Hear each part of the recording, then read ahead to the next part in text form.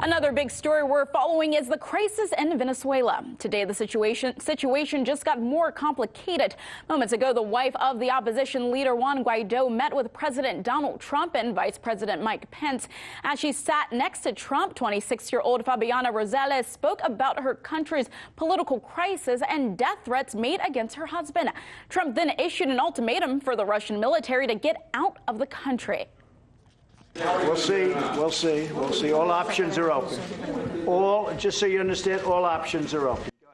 Joining us now to discuss these latest developments, it's journalist and author Dan Lazare. Dan, thank you so much for joining us today. Now, it appears that the Russian military delegation in Venezuela was actually invited by Maduro's government, whereas the U.S.'s presence is clearly not wanted there, and yet the U.S. has said they will not tolerate hostile foreign military powers meddling within the Western Hemisphere. What do you make of that comment? Well, the U.S. is trying to overthrow the government of Maduro in Venezuela. It has dictated the new government headed by Juan Guaido, and now it regards any attempt to interfere with that to be irresponsible, illegitimate interference in Venezuela's internal affairs as the U.S. defines them. Dan, let's listen to Trump describe Venezuela's current situation, and we'll talk about it on the flip side. The potential of Venezuela, if done properly and with democracy, would be incredible. It was one of the richest companies, certainly one of the truly rich countries of the world, and now it's one of the poorest countries of the world. You look at what's happened.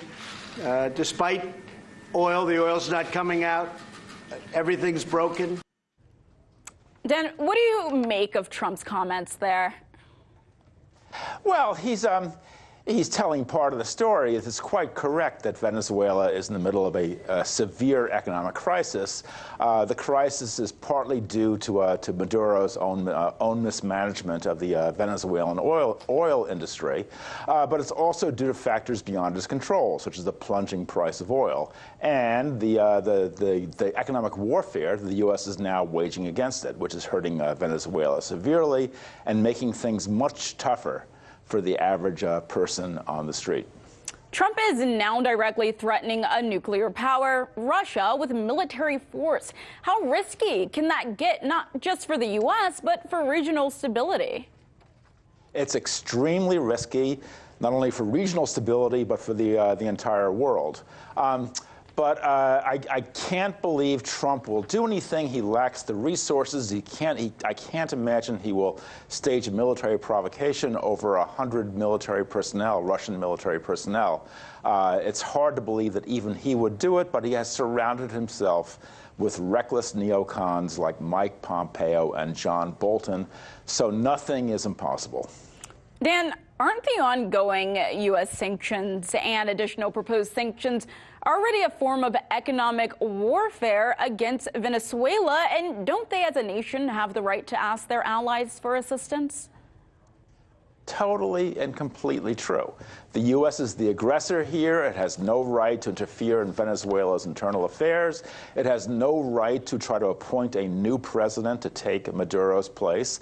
And it certainly has no right to engage in economic warfare, as it's now doing. Its actions are outrageous, a flagrant violation of international law, and for the U.S. to blame Russia, to accuse Russia of meddling in Venezuela's affairs is the height of hypocrisy.